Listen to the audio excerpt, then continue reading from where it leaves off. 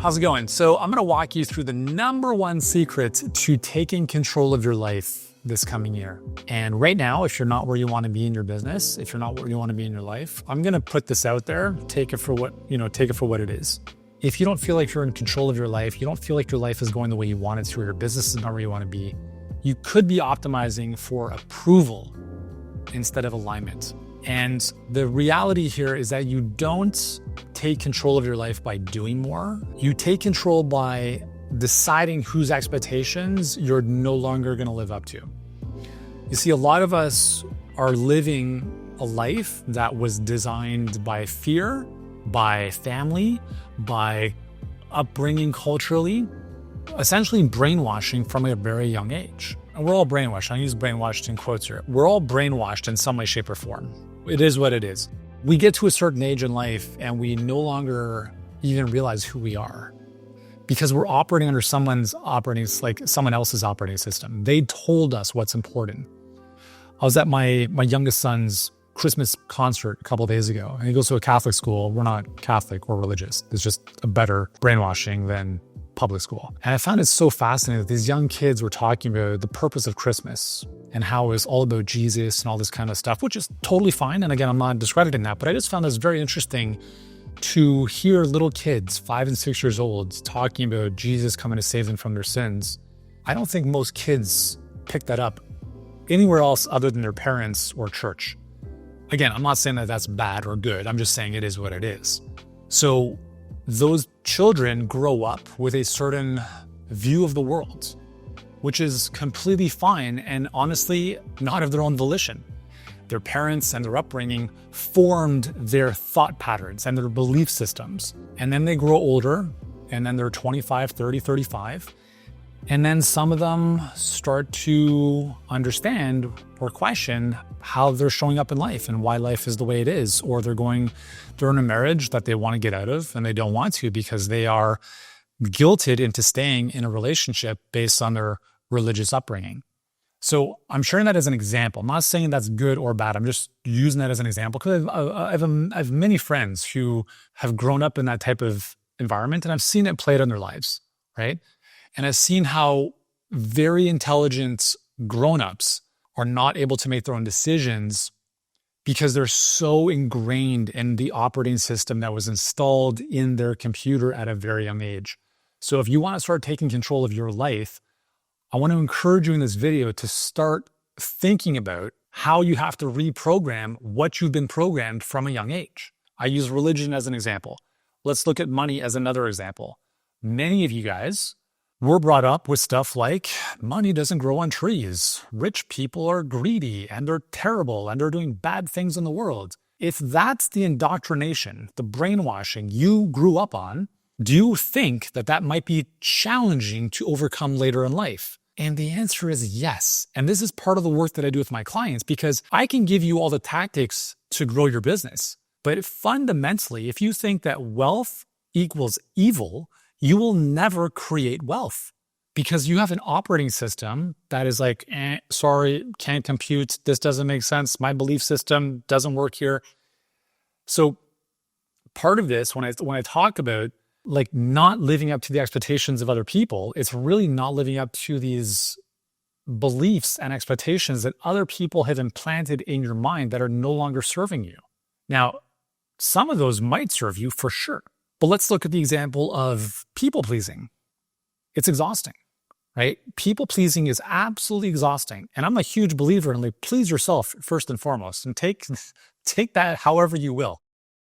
When someone is a people pleaser, they're so fixated on what other people think of them that they lose their own self-identity in the process of trying to please others, or they're worried about what other people think. And like in my life, like you can tell I don't have any hair. I lost my hair to an autoimmune condition when I was 17. I then regrew it 8 years later after I finally discovered the power of nutrition and the fact that my body was a friggin' toxic wasteland. Then, when my son was 1, I went to the doctor with him for a routine checkup and I got a tetanus booster and my hair fell out within 2 weeks. That's why it is what it is. Now, at the time, I was 31 and I had a big online health business. And I felt ashamed for the fact that my hair was falling out again. So what did I do? I painted on fake eyebrows for 2 years. You can actually see some of these videos on my other YouTube channel from way back in the day. Every video I looked different. I mean, it's kind of hilarious to think about it. For 2 years, I painted on fake eyebrows because I was worried about what other people thought of me. Oh, like, look at this health guy. Like, he's going through chemo, like stuff like that. Now I get comments like that on my ads. I'm like, dude, you're fucking retarded. Like, what does how I look have to do with how I can help someone's business? I don't give a shit. Back in the day, I gave a lot of shit and it was exhausting. And painting on eyebrows, ironically, was the heaviest weight I ever had to wear. So as you move into this new year, or at any point, to be honest, I want you to consider a few things if you're looking to take back control of your life, back control of how you feel in your own skin. So the number one thing here that I'm just kind of touching on is, like, most of us design our lives around avoiding judgment, not pursuing truth. So for me, again, it was like I was afraid of how people were going to judge me. So therefore, instead of being my true self, I decided to put on a mask, right? This eyebrow makeup. It was a veil of shame, and it was a lie that I lived for 2 years. I didn't go swimming. I didn't want to sweat because, God forbid, the eyebrow makeup should wash off. And it's exhausting. A lot of us are playing a game that we never chose, following rules that we never created. I mean, we are the byproducts of our environments. If you read the book, The Psychology of Money, in the book, he talks so much about a lot of us make money decisions solely based on our environments in which we were brought up. If someone was brought up in the Great Depression, they're going to have a very different money blueprint based on that environment than someone who was brought up in the 1980s or the 1990s or the 2000s. So much of how we behave is a reflection of our environment. So yes, sometimes we are working against more resistance if it's not serving us, but we have the power to create a different narrative if we want to. Because if we're trying to live up to someone else's ideal or expectations and we're not living our own truth, it is a very, very exhausting energy. And we're playing a game that we simply cannot win. So what I'd like you to do as you're watching this, and again, if you want to take a notepad, pen and paper, whatever, I want you to write down one decision you have delayed purely because you were worried about what others would think. So in my case, it was I delayed taking off the eyebrows for 2 years because I was worried about what other people might think. For you, what is that? What is that one decision?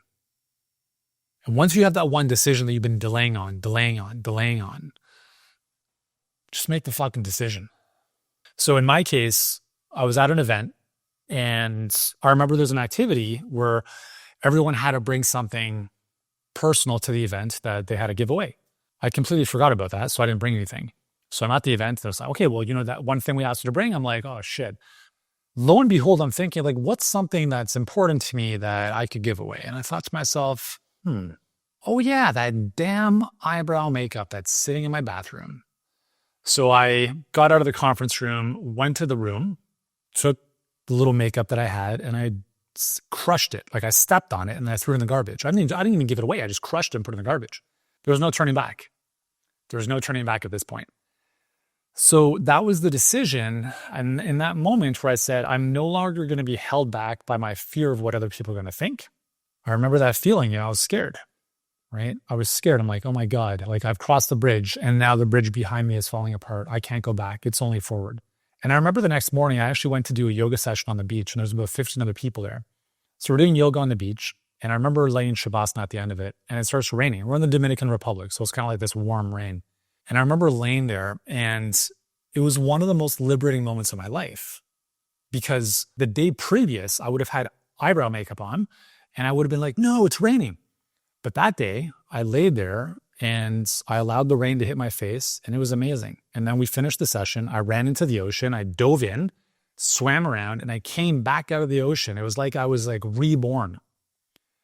All because I made the decision to say, you know what? I'm not playing this game anymore. So for you, what is that decision you've been putting off because you've been worried about what other people might think? And then make that decision.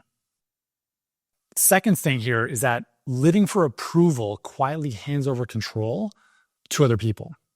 I see this a lot in business, right? So we help health practitioners build their businesses. And one of the lamest excuses that I hear is, oh, this sounds great. I'm just going to run this by my spouse. Okay, totally understand that. If you guys are buying a house together, cool. Understand that. This, assuming your spouse has no involvement in your business, then why on earth would you ask your spouse for business advice?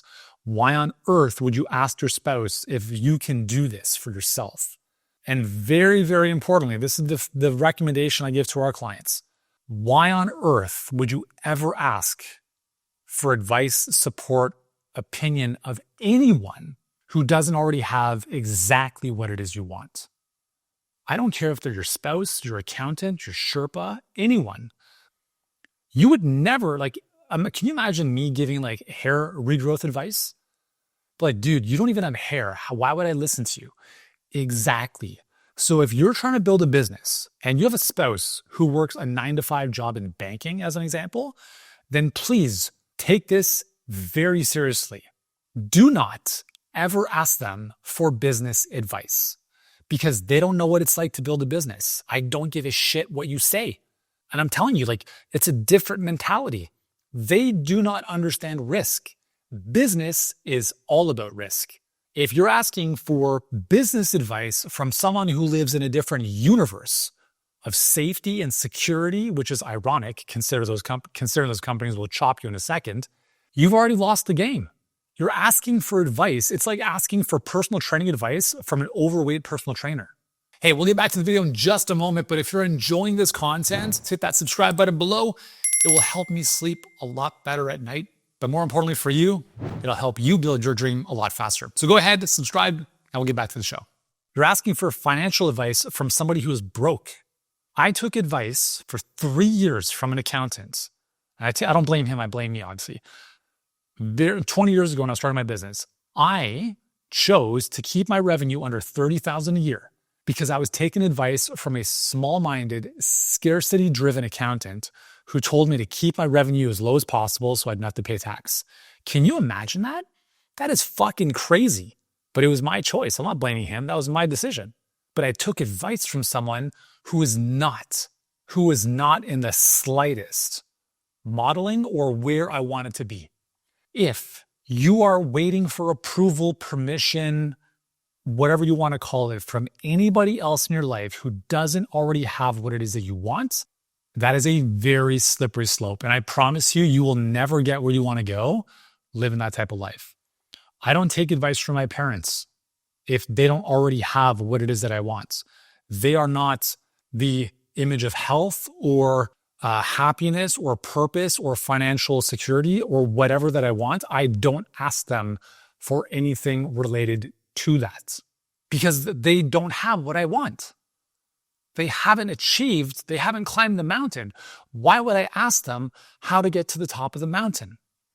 So when I talk about the context of business decisions, I see this so often.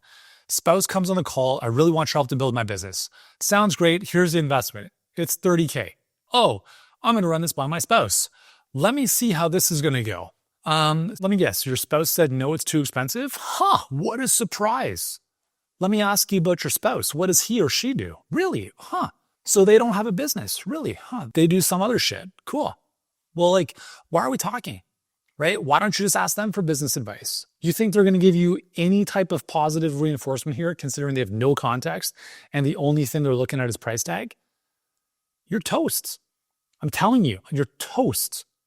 So if there's anything you get from this, from this video, I really want you to really take this to heart. I'm not saying you have to get into a new relationship or new marriage. But don't ever, I'm serious about this, do not ever take advice or get permission or need permission from someone who doesn't already have what it is you want. End of story. End of story. And this is not even about, you living your own life. It's just logic. They don't have what you want. Why would you ask them for advice? If I did not have the track record I have and helped thousands of health professionals build 6, 7, 8, even 9-figure businesses, why on earth would you ever listen to me? That would be crazy, be delusional. But in much the same way, we listen to people closest to us because we respect their opinion or we might disappoint them. Fuck that. No. Stand firm in your own 2 feet. Feel powerful in your own skin. You know internally here in your gut what the right move is. You make the decision and you live your life. Successful people make the decision and then they make it right. My wife, I never ask her for anything in terms of, hey, honey, I'm thinking of doing this. It has nothing to do with her. It has nothing to do with her, right? We have a very strong division. Like she takes care of a bunch of stuff. I take care of a bunch of stuff, right? What I'm trying to say is like, I can respect somebody, but I don't need their opinion. And if you're living your life expecting everybody to give you their approval, then you've already lost the game. The only approval you need is from you. And the only way you get that is by listening to your inner truth. In a situation where you know it's a no, just say it's no. Don't like try to bend over and please people. Be like, hey, do you want to come for dinner? And you're like, well, not really, but I guess I should. Like, stop shoulding all over yourself. Just say no, I don't want to go, right? Like my dad, we have family in Montreal. He, so-and-so, like your cousin's son is getting married. I'm like, dude, I don't even know this person. I'm not going. It's no. Hey man, I had living in Toronto. It's like the traffic is the worst in the world. We used to live on the west end of the city.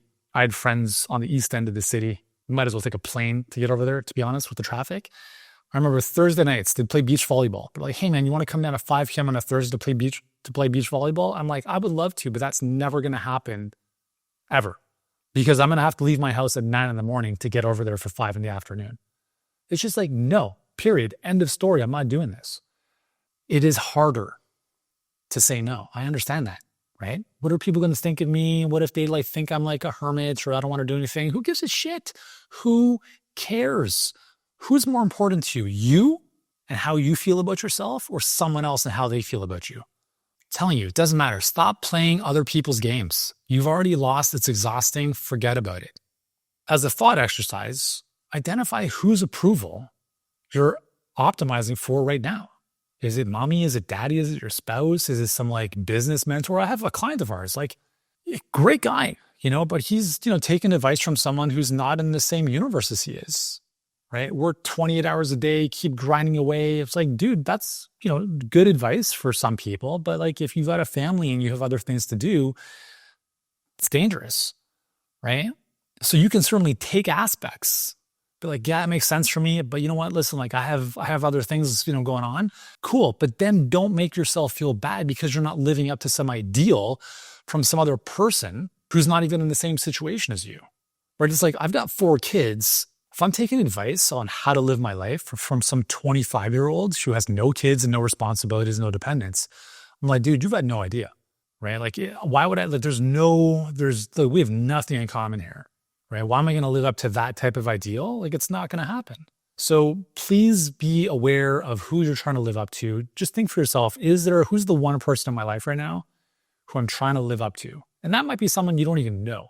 That might be someone like you're looking at online. You're like, my God, I should be like them. Or it could be a family member or whoever. Once you've identified that person, just be like, why am I trying to play this game? Right? Yeah, I respect them. There are aspects of what they do or who they are that I respect. But I need to find my own way and like live up to your own standards and your own expectations.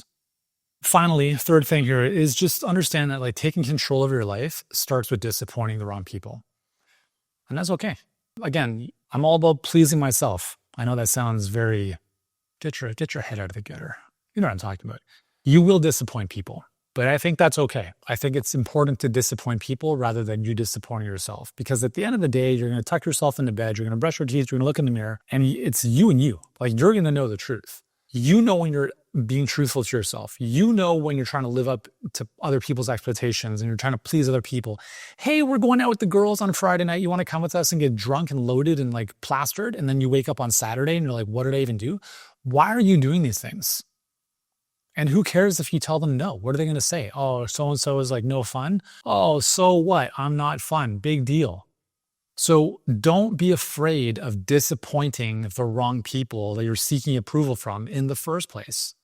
In business, you start off by saying yes to everything, very much like in life, right? You experience a lot of things, you're like, all this cool stuff. And then the further along you go in business, the most successful business owners say no to everything. But also opportunities in life. I mean, I got a random WhatsApp message from a developer in Mexico the other week. She was friends with our architect. And she's like, hey, do you have time for a phone call? I'm like, well, like I'm busy all day, but like send over whatever you want to send over. And then she's like, oh yeah, cool. We have this whole new project. I've never been so excited in my life. Like, it's definitely something you would love. Like, we should get on a call with the developer. I'm like, I don't fucking want to have this conversation. I have no interest in buying land in the middle of nowhere. I already have this place. I'm good. And that's a potential opportunity that could be interesting.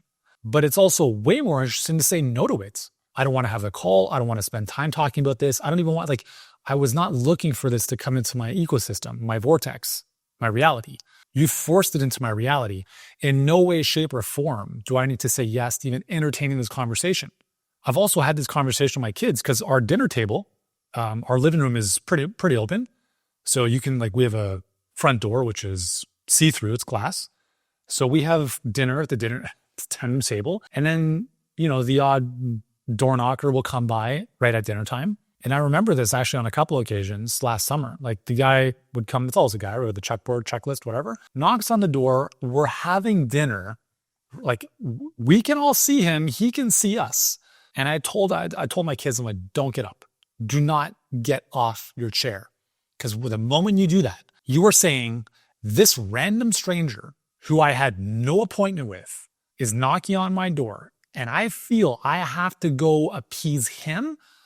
Fuck that. Is that more important than me being present with my family having dinner?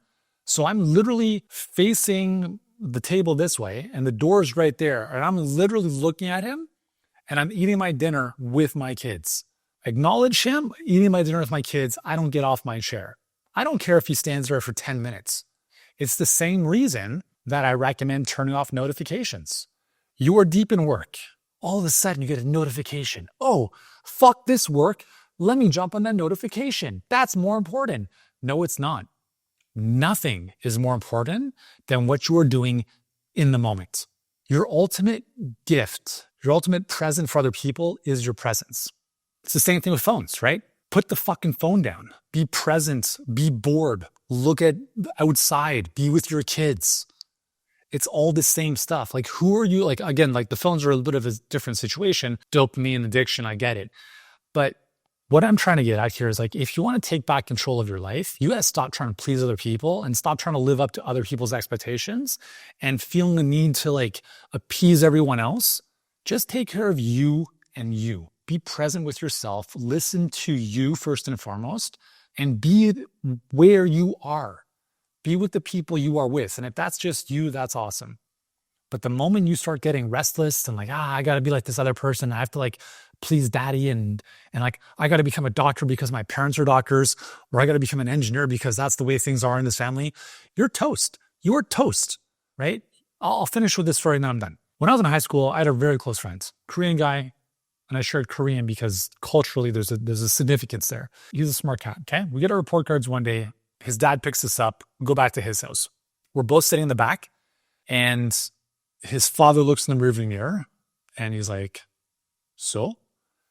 And my friend is like, I got a B. He had one B. Everything else is A pluses. And I saw his dad in the rearview mirror. He's just like, just disgusting disapproval. So we're like, I don't know, grade 12 at the time. Fast forward. So this buddy of mine becomes a dentist, right? Why do you think he became a dentist? Because he loves dentistry? Fuck no, right? It's just the path that his parents pushed him in. He gets into like 35, 36, 37 years old. He's like on the brink of killing himself. He's miserable, leading this life. This is why I'm sharing this with you. When you live someone else's life, you feel like taking your own. And that's not a fun place to be in. So my encouragement to you at the end of this video here is, who gives a shit about what other people are doing? Who cares about living up to other people's expectations? Who cares about getting approval from X, Y, and Z? The only person's approval that matters is your own of yourself. End of story, period. If you agree with me, let me know in the comments below. If you've enjoyed this video, hit the subscribe button so you can continue getting a daily dose or a weekly dose of more content to help you improve your mindset, improve your life, and take your business to another level.